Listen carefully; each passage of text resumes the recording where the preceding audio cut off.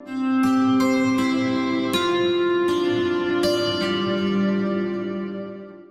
get data from all sorts of places. Here on the left, I've got my Google timeline, which shows a number of locations from where I was on Friday, the 20th of September 2024. Those records,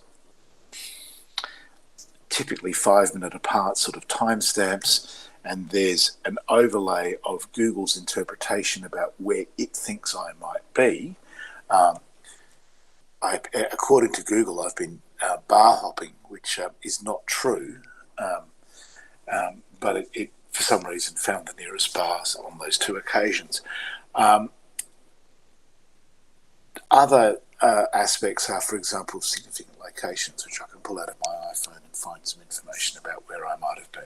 So these are the sort of sparse records that we get. Now that's off a device, but we could also have mobile network records, we can have CCTV, we can have eyewitnesses, we can have number plate recognition cameras.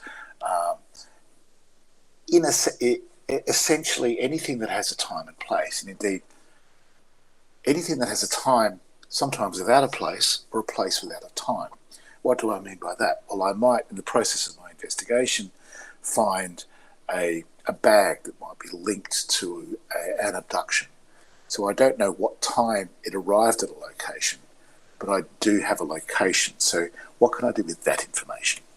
So the bottom line from this is, in an investigation, what you see is all you've got.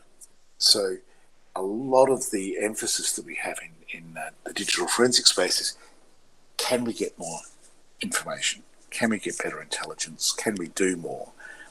And that's fine looking forward, but in the past, what you see is all you've got, so let's make the most of that evidence that we have. So let me formulate a little bit of mathematics for you. I've got an example here of a map where I'm moving from this location here to this location here, and my person of interest is seen at 1700, 5 p.m. here in the city centre, is seen half an hour later here. Seen, whatever that means. What you see here, though, is the fastest route that would get me from this point to this point. Now, we get there by using some fairly standard, well-developed algorithms. We treat a map as a geospatial network, which is a series of vertices and edges. A vertex, think of that as an intersection or a node, and you think the edge as being a road.